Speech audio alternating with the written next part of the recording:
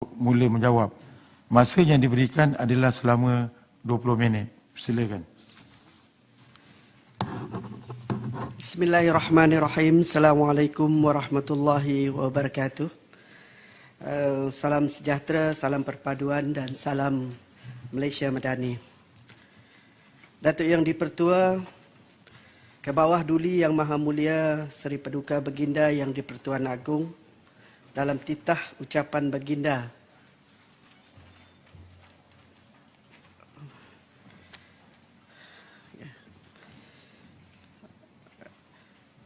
ke bawah Duli Yang Maha Mulia Seri Paduka Baginda Yang di-Pertuan Agong, dalam titah ucapan Baginda pada 13 Februari 2023, semasa sesi pembukaan Parlimen antaranya menyentuh mengenai kesejahteraan masyarakat desa melalui penyediaan infrastruktur berkualiti dan mempertingkatkan perhubungan desa, akses dua bandar. Baginda juga menitahkan agar jurang pembangunan ekonomi semua kaum dan etnik termasuk orang asli perlu terus ditangani bagi melahirkan masyarakat desa yang berdaya tahan dan berdaya saing. Patik mengucapkan berbanyak syukur dan menjunjung kasih titah ucapan ke bawah Duli Yang Maha Mulia Seri Paduka Baginda Tuanku tersebut.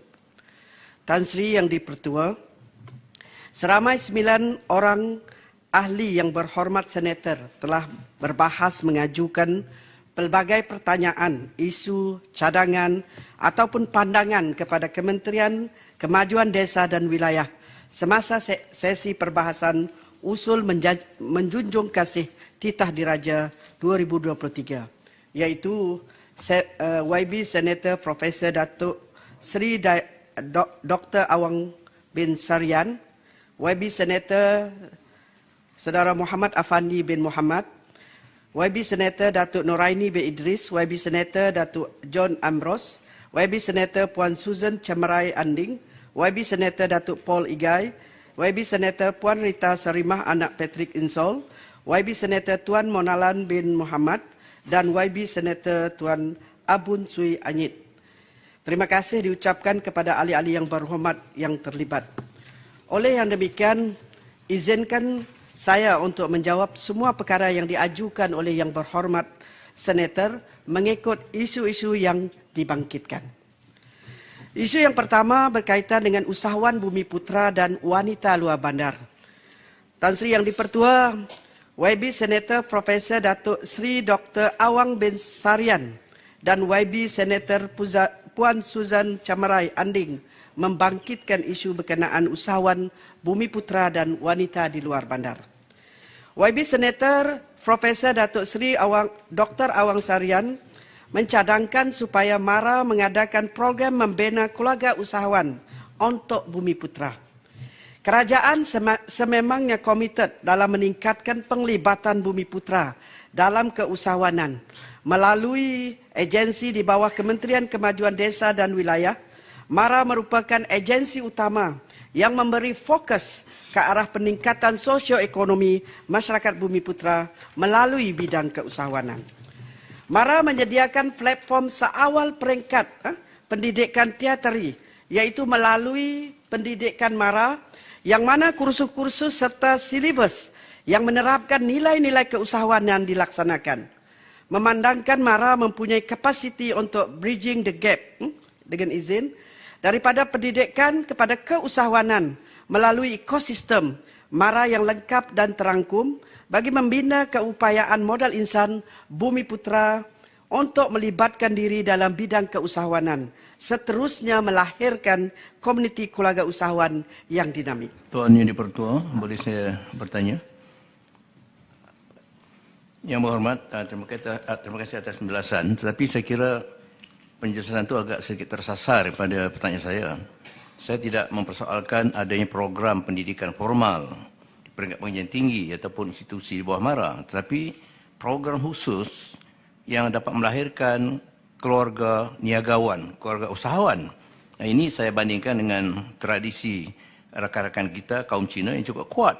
Jadi kalau MARA dapat membuat program khusus bagi masyarakat desa khususnya, saya kira soal kemiskinan tegar itu akan dapat diatasi Adakah misalnya Yang Berhormat mempunyai perangkaan sejauh mana telah dapat diwujudkan usahawan Bumi Putra melalui Bumi Putra di desa-desa khususnya? Terima kasih. Terima kasih YB Senator. Jawapan saya belum habis sebenarnya. Baru mula sekali. Sebab di bawah MARA ni kita mempunyai satu ekosistem yang lengkap.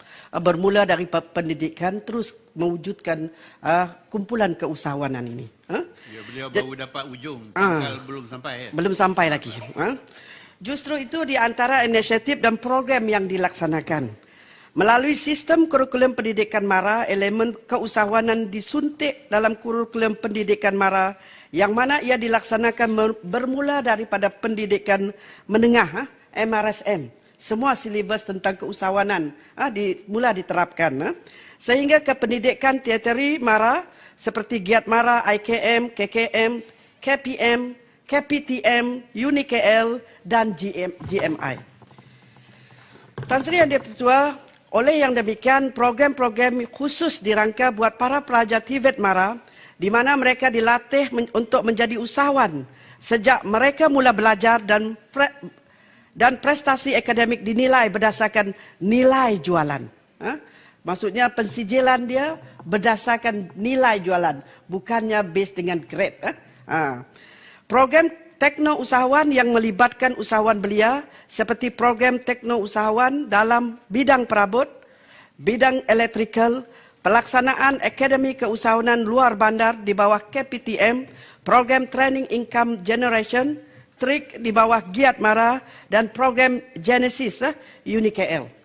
Seperti contoh KKTM, MJII dan IKM menawarkan 8 program diploma tekno keusahawanan dalam pelbagai bidang seperti diploma tekno usahawan fashion, penyejukan dan penyaman udara, upholstery, pembinaan dan penyelenggaraan landscape, reka bentuk dan pengeluaran fabrik,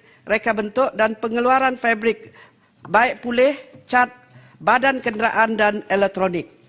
Program ini mensasarkan lebih ramai usahawan teknikal menggunakan konsep technopreneur based training dengan izin di mana pencapaian pelajar diukur melalui jualan yang telah ditetapkan.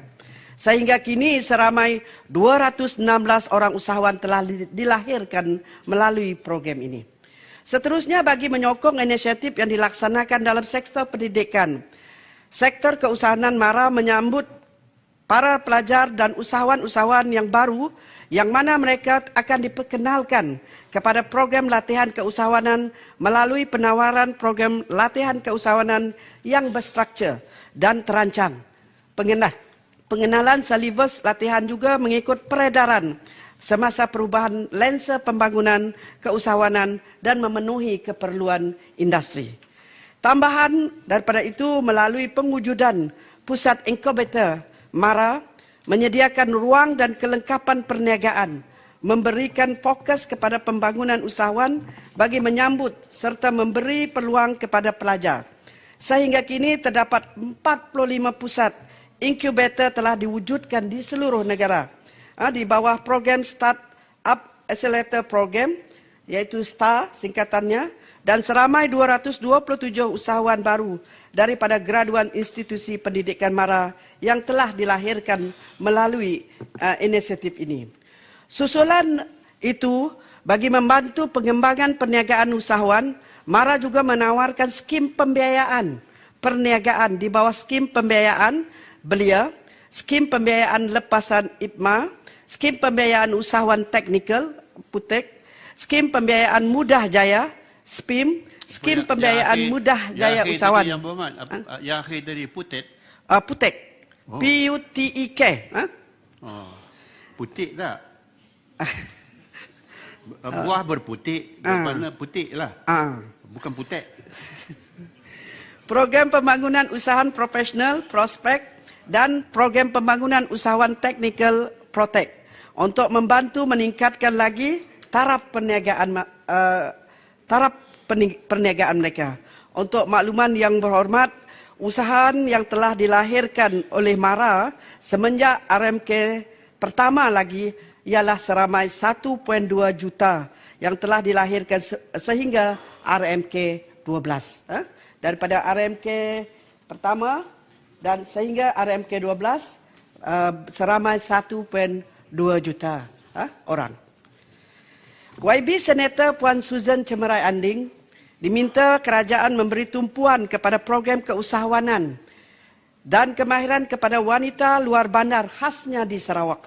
Untuk makluman yang berhormat Senator, di bawah KKW pada masa ini terdapat Pusat Komuniti Desa, PKD, yang melaksanakan program-program meningkatkan taraf hidup dan kesejahteraan wanita.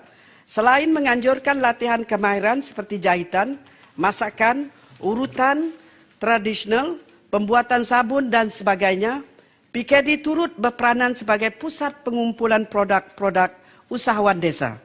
Pada tahun 2023, sebanyak 16 program kemahiran dilaksanakan di 6 PKD di negeri Sarawak melibatkan 323 orang wanita. Di bawah KKDW juga terdapat program Desa Mall yang membantu usahawan-usahawan luar bandar memasarkan produk-produk mereka di dalam platform e-dagang. Popular seperti Shopee, Lazada, workshop dan lain-lain. Sehingga Februari 2023, seramai 3,098 ataupun 75% usahawan telah menyertai Desa Mall dan wanita seramai 233 ataupun 5% daripadanya berasal daripada Sarawak. Sehingga kini kementerian juga melalui Felkra Berhad telah menubuhkan 78 wanita dinamis, Felkra, yang singkatannya kita sebut Wadira, di seluruh negara dengan keahlian seramai 16,690 orang. Manakala di Sarawak terdapat 4 buah Wadira dengan keahlian seramai 1,327 orang. Pertubuhan Wadira Felkra telah melalui tempoh pembaruan apabila pertubuhan ini terlibat secara langsung di dalam aktiviti-aktiviti keusahawanan dan juga aktiviti-aktiviti ekonomi tambahan yang berteraskan konsep urban farming seperti projek mitigasi. Sehingga kini sebanyak 22 projek mitigasi yang diuruskan dikendalikan oleh Wadira melibatkan 22,000 polybag dengan tanaman cili dan sayuran terpilih. Manakala di negeri Sarawak terdapat 2 projek mitigasi melibatkan 2,000 polybag dengan tanaman yang sama. Menerusi projek ini, ahli Wadira telah didedahkan dengan teknologi terkini penanaman secara mitigasi dan juga meneroka pasaran untuk menjual hasil-hasil tanaman mereka. Selain daripada projek mitigasi, usahawan wanita negeri Sarawak turut mengeluarkan produk-produk lain seperti tenunan songket Sarawak, sulaman keringkam yang merupakan di antara signature produk dan lain-lain produk seperti pekasam, jahitan, baju, kraft tangan, kek lapis, kuih frozen dan pastry. Felkra Berhad mengalu-alukan cadangan penubuhan pusat pengumpulan produk bertujuan membantu pemasaran hasil-hasil produk di atas. Kaedah pelaksanaan secara bersepadu dengan penglibatan semua agensi KKW Negeri Sarawak adalah cara yang terbaik dalam merealisasikan cadangan ini.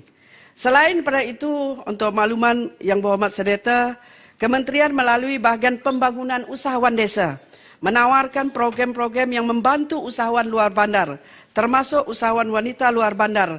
Antaranya lah program sokongan pengukuhan keusahawanan luar bandar.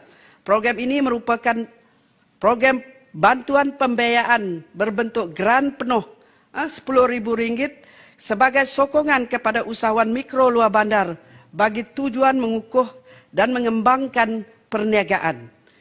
Program khusus yang bermula sejak tahun 2019 ini telah berjaya membantu 2,036 usahawan sehingga kini.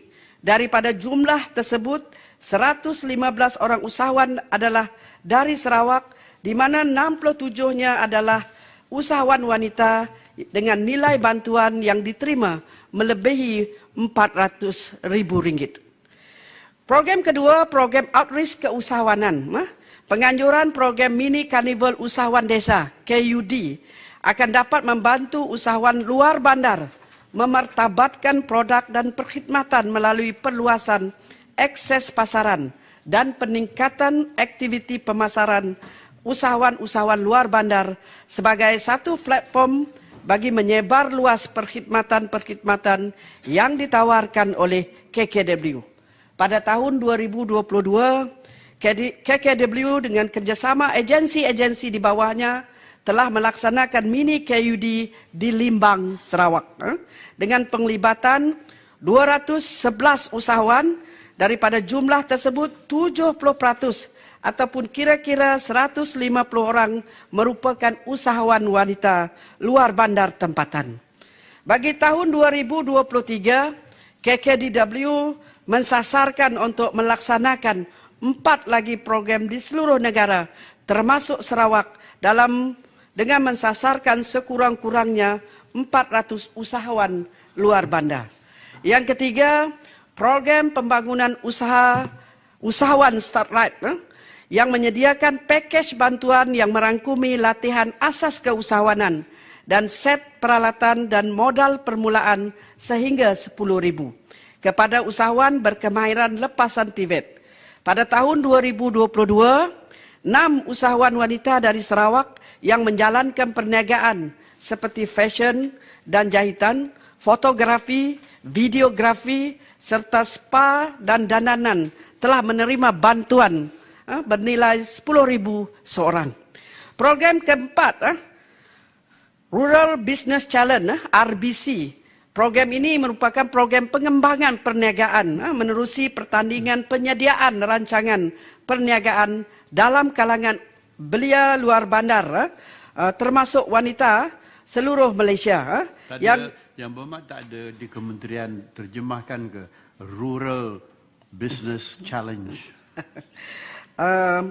Pesan pada kementerian. Ya, bila dah tak clue sangat lidah barulah pakai. Kalau tidak pakai bahasa kebangsaan. Okey. Ya, okay. Terima kasih Tan Sri atas teguran tadi. Okey, program ini cabaran perniagaan luar bandar. Luar bandar, cabaran perniagaan luar bandar. Ya. Program ini telah melahirkan 4 pemenang yang merupakan usahawan wanita luar bandar dari Sarawak dengan nilai grant diterima berjumlah 1.28 juta ringgit. Berhubung dengan cadangan YB Senator agar kerajaan menubuhkan pusat pengumpulan dengan jualan tunai, cadangan tersebut akan kita ambil perhatian tertaluk kepada kesesuaian dan pelaksanaan program ini pada masa akan datang. Tan Sri yang dipertua, isu kedua yang dibangkitkan dalam perbahasan ialah program pembangunan infrastruktur luar bandar. Tuan Tan Sri yang dipertua, YB Senator Datuk Noraini bin Idris, YB Senator Datuk John Ambrose, YB Senator Puan Rita Sarimah anak Patrick Insol dan YB Senator Tuan Abun Sui Anyit membangkitkan isu berkenaan program pembangunan infrastruktur luar bandar. YB Senator Datuk Noraini bin Idris minta KKW membantu 3 daerah iaitu Pitas, Kota Marudu dan Tongot yang merupakan 3 buah daerah termiskin di Sabah dari segi pembangunan projek desa melibatkan prasarana dan kemudahan utiliti.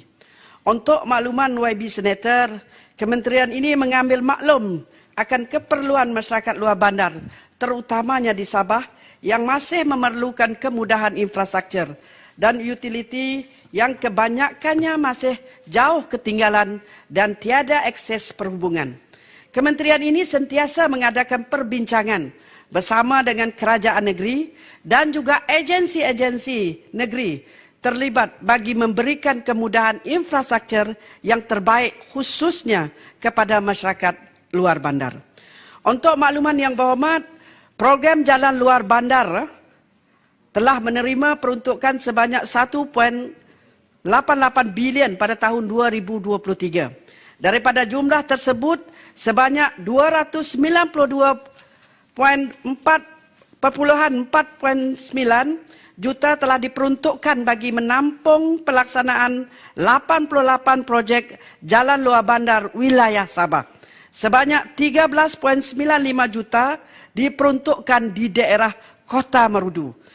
Sebanyak 7.65 juta bagi daerah Pitas dan sebanyak 49.85 juta diperuntukkan untuk daerah Tongut. Sehingga tahun 2022, Kementerian telah memberi bekalan elektrik kepada 136